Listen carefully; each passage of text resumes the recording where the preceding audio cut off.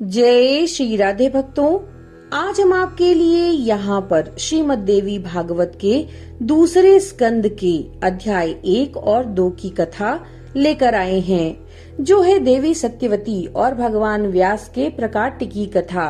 तो चलिए शुरू करते हैं।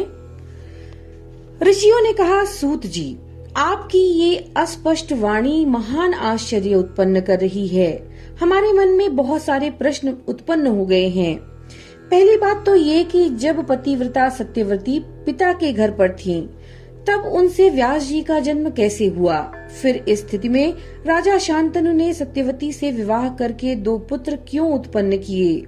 हे महाभाग, आप नैष्ठिक पुरुष हैं, इस रहस्य का विस्तार पूर्वक वर्णन करें। सूची कहते हैं, जो आदि शक्ति हैं और जिनकी कृपा से चतुर्वर्ग यानी धर्म, अर्थ, काम और मोक्ष सभी सुलभ हो जाते हैं, उन परमा शक्ति को प्रणाम करने के पश्चात इस पुराण संबंधी पावन प्रसंग का मैं वर्णन करूंगा।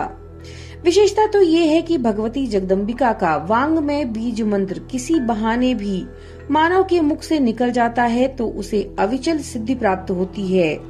इसीलिए सभी का परम कर्तव्य है कि संपूर्ण कामनाओं के सिद्ध के लिए उस बीज मंत्र से भली भांति भगवती जगदम्बिका का निरंतर चिंतन करें, क्योंकि मनोरथ पूर्ण करने में वे सदैव तत्पर रहती हैं। एक धार्मिक एवं सत्य प्रतिज्ञ उपरिचर नामक राजा था। चेद देश में उनकी राजधानी थी। उनके पास बहुत धन था। वे ब्राह्मणों के भक्त थे। उन्होंने इंद्र की आराधना की, जिससे प्रसन्न होकर देवराज ने राजा को एक स्फटिक मणि का बना हुआ सुंदर विमान दिया। राजा उपरिचर उस दिव्य विमान पर चढ़कर सर्वत्र विचरने लगे। उस पर बैठकर वे आकाश मार्ग से स्वच्छंद यात्रा करते थे।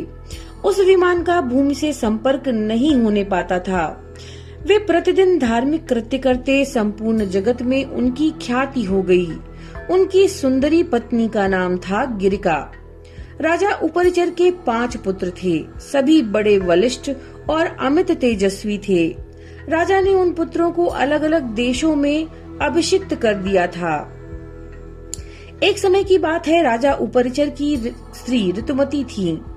स्नान से निवृत्त होकर उन्होंने पुंसवन व्रत किया और पतिदेव से अपनी कामना प्रकट की, लेकिन पितरों की आज्ञा से राजा को मृगया के लिए वन में जाना पड़ा। उस समय उनका चित्त उस भामिनी में अटका रहा। वे उस सुंदर भार्या को याद कर रहे थे। इतने में ही उनका शुक्र स्खलित हो गया। तब उन्होंने उस वीर्य को वटवृक्ष के एक पत्ते में रख दिया। राजा को रानी के ऋतुकाल का ज्ञान था ही। सोचा, किसी तरह से अगर ये वीर्य व्यर्थ ना हो, निश्चय ही मेरा ये वीर्य अमोघ है, इसे मैं अपनी पत्नी के लिए भेज दूं। इस प्रकार विचार करके पहले तो उस वीर्य को उन्होंने अभिमंत्रित किया, फिर वटवृक्ष के उस दोने में रखकर पास ही एक बाज पक्षी था, उससे कहा, महाभाग, तुम इसे घर लेकर के मेरे जाओ और सौम्य इसे घर पर ले जाकर मेरी प्रेयसी भार्या गिरिका को तुरंत दे देना। आज उसका ऋतुकाल है। सूत जी कहते हैं, इस प्रकार कहकर राजा उपरिचर ने वह वीर्य वाला दोना बाज को दे दिया। उड़ने की कला को अच्छी तरह से जानने वाले उस पक्षी ने पुटक उठाया और वो तुरंत ही आकाश में उड़ चला।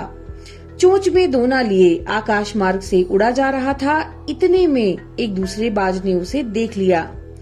दूसरे बाज ने सोचा, ये मांस लिए जा रहा है। ये समझ करके तुरंत उसने पहले बाज पर आक्रमण कर दिया। अब आकाश में दोनों पक्षी तुंड युद्ध करने लगे। चोंच से युद्ध करते समय वह वीर्य का दोना यमुना जी में गिर गया। उसके गिर जाने पर वे दोनों पक्षी इच्छानुसार चले गए। इसी समय कोई एक आद्रिका नाम की अप्सरा यमुना में स्नान कर रही थी और वह एक ब्राह्मण देवता जो नहाकर संध्या वंदन में संलग्न थे। जल में डूबकर खेलती हुई उस सुंदरी अप्सरा ने उस ब्राह्मण का पैर पकड़ लिया। उस समय ब्राह्मण देवता प्राणायाम कर रहे थे। स्वच्छंद गति वाली उस अप्सरा को देखकर उन्होंने श्राप दे दिया कि जा तू मछली हो जा, क्योंकि तूने मेरा ध्यान में विघ्न उत्पन्न किया। द्विजवर के श्राप से वह सुंदरी अप्सरा अद्रिका मछली के रूप में परिणत होकर के यमुना के जल में पड़ी थी। उसी समय बाज के पंजे से छूटकर वीर्य वहां गिरा और मछली रूप में परिणत उस दिव्य अप्सरा ने तुरंत लपक कर उसे ले लिया। कुछ समय बाद वह मछली एक मत्स्य जीवी के हाथ लग गई। मछली मारने उसने जाल में फंसा लिया। उस समय उसके गर्भ का 10वां महीना चल रहा था। मत्स्य जीवी उस मछली का पेट चीरने लगा। इतने में उसके पेट से 2 मनुष्याकार बच्चे निकल आए। एक शोभा संपन्न बालक था और दूसरी सुंदरी कन्या। इस आश्चर्यजनक घटना को देखकर वो मत्स्यजीवी महान संदेह में पड़ गया। उसने मछली के उदर से निकले हुए दोनों बच्चे राजा को सौंप दिए। राजा को भी बड़ा आश्चर्य हुआ। उन्होंने उस सुंदर पुत्र को अपने पास रख लिया। उपरिचर नामक राजा के वीर से उत्पन्न वही बालक आगे चलकर राजा मत्स्य के नाम से विख्यात हुआ। वह महान धार्मिक सत्य प्रतिज्ञ और पिता के समान ही शक्तिशाली था। उस समय राजा उपरिचर ने वह कन्या धीवर को दे दी। वही कन्या काली या मत्स्योदरी के नाम से प्रसिद्ध हुई। उस कन्या के शरीर से मछली की दुर्गंध आती थी, इसलिए उसका एक नाम मत्स्यगंधा भी पड़ा। उसके बाद वह कन्या धीवर के घर पर पाली पोसी गई। ऋषियों ने पूछा, जब मुनि के श्राप से वो दिव्य अप्सरा अद्रिका मछली हो गई और धीवर ने उसका पेट फाड़ दिया, तब क्या हुआ? क्या वो मर गई या धीवर उसे खा गया? फिर उस अप्सरा का क्या हाल हुआ? उसके श्राप का अंत कैसे हुआ? फिर किस प्रकार वो स्वर्ग पहुंची, ये बताने की कृपा कीजिए। सूत जी कहते हैं, जब मुनि ने उसे श्राप दिया तब उस अप्सरा को बड़ी चिंता हुई। दीनहीन सी होकर वो विलाप करती रही, मुनि से प्रार्थना करने लगी। मुनि बड़े दयालु थे। रोती हुई उस स्त्री से उन्होंने कहा, कल्याणी, शोक मत करो, श्राप मुक्ति का समय मैं तुम्हें बता देता हूँ। हे शुभे, मैंने क्रोध के आवेश में तुम्हें श्राप दे दिया। तुम मछली की योनि में चली जाओ, फिर जब तुम्हारे पेट से 2 मानव बच्चे उत्पन्न होंगे तभी तुम्हारा श्राप से उद्धार हो जाएगा। इस प्रकार ब्राह्मण के कहने पर वो अप्सरा मछली होकर यमुना जी के जल में समय बिताने लगी। दोनों बच्चों को जन्म देने के बाद उसके प्राण पखेरु उड़ गए। उसका श्राप से उद्धार हो गया। फिर वो अप्सरा मछली के रूप का त्याग करके दिव्य रूपमयी सुंदर स्त्री बनकर स्वर्ग को चली गई। यो मत्स्यगंधा नामक उस सुंदरी कन्या का जन्म हुआ। धीवर के घर पलकर वो बड़ी सयानी हो गई। जब वो मत्स्यगंधा युवावस्था में प्रविष्ट हुई तो उसकी सुंदरता निखर उठी। धीवर राज का जो कुछ काम था वो उसी को करती थी। एक समय की बात है, महान तेजस्वी मुनिवर पराशर जी तीर्थ यात्रा कर रहे थे। घूमते हुए वो यमुना के पावन तट पर आए। उसी समय नाव खेने वाला केवट भोजन कर रहा था। धर्मात्मा पराशर जी ने उससे कहा, तुम नाव से मुझे यमुना के पार पहुंचा दो। केवट यमुना के तट पर ही खा रहा था। मुनि की आज्ञा सुनकर उसने अपनी मत्स्यगंधा नामक सुंदरी कन्या से कहा, बेटी, तुम बहुत चतुर हो। ये मुनि धर्मात्मा और तपस्वी पुरुष हैं। इनको उस पार जाने की इच्छा है। तुम नाव पर चढ़ाकर इन्हें पहुंचा दो। पिता के यों कहने पर वो कुमारी मत्स्यगंधा मुनि को नाव पर बैठाकर उस पार ले जाने लगी। नाव यमुना जी के जल को पार कर रही थी। इतने में ही दैववश उस मनोहर नेत्र वाली कन्या को देखकर मुनि के मन में प्रबल वासना जाग उठी। उन्होंने दाहिने हाथ से उसका दाहिना हाथ पकड़ लिया। तब वह सुंदरी कन्या मुनि से कहने लगी, आपका उत्तम कुल है, आप क्षत्रिय ब्राह्मण हैं और आपने तप किया है। क्या मैं आपके अनुरूप हूँ? आप वशिष्ठ जी के वंशज हैं। आप अत्यंत कुलीन और सदाचारी पुरुष हैं। धर्म के रहस्य को जानने वाले मुनि जी, आप मुझे पाने की इच्छा क्यों कर रहे हैं? जगत में मनुष्य का जन्म मिलना बड़ा दुर्लभ है। मेरी समझ में उससे भी दुर्लभ है बात मनुष्य होकर के ब्राह्मण कुल में उत्पन्न होना। आप कुल, शील और स्वाध्याय आदि सभी सद्गुणों से संपन्न एक उत्तम ब्राह्मण हैं। आपको धर्म की पूरी जानकारी है। मेरे शरीर से तो मछली की दुर्गंध निकला करती है। मुझे देखकर आप में ये कुत्सित भाव कैसे उत्पन्न हो गया?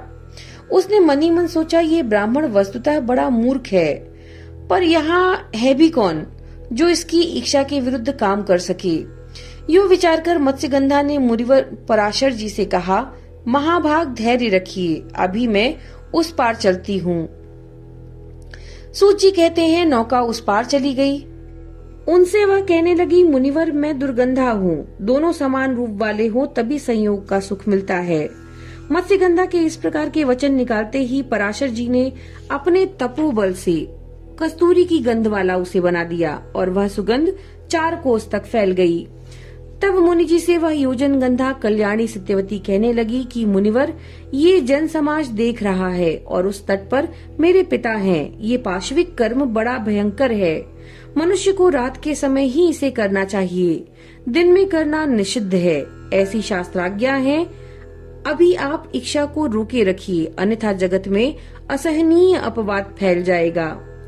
इस प्रकार सत्यवती के युक्तिपूर्ण वचन सुनकर महान विचारशील पराशर जी ने उसी क्षण अपने पुण्य के प्रभाव से कोहरा उत्पन्न कर दिया। कोहरा उत्पन्न हो जाने पर तट पर अंधेरा छा गया।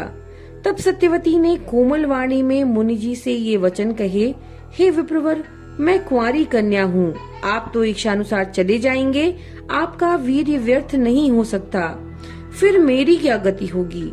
मैं यदि गर्भवती हो गई तो पिता से क्या कहूँगी? फिर मेरे लिए क्या कर्तव्य होगा? बताने की कृपा करें। पराशर जी ने कहा, प्रिय, मेरा प्रिय कार्य करने पर भी तुम कन्या ही रहोगी। तुम्हें और जो भी अभीष्ट हो वह वर मांग लो।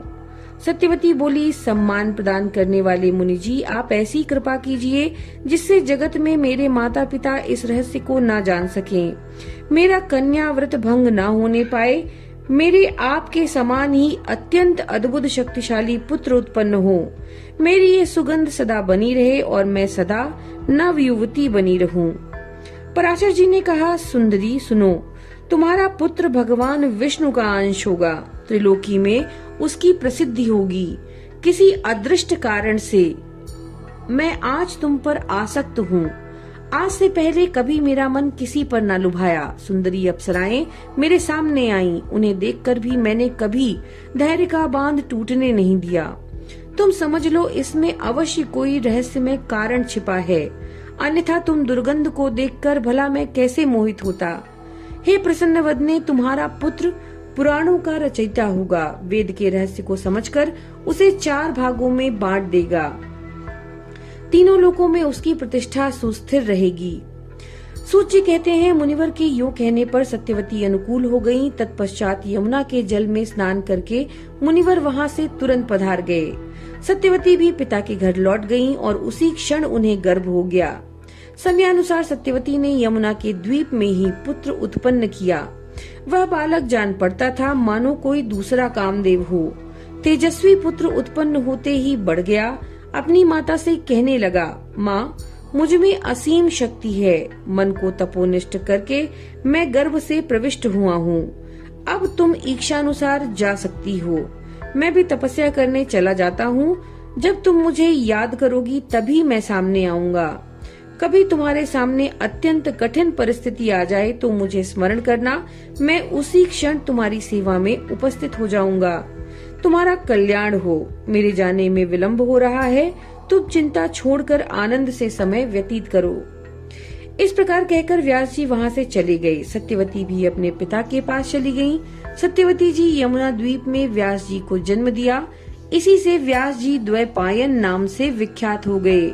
वे भगवान विष्णु के अंशावतार थे, इसलिए प्रकट होते ही प्रौढ़ हो गए।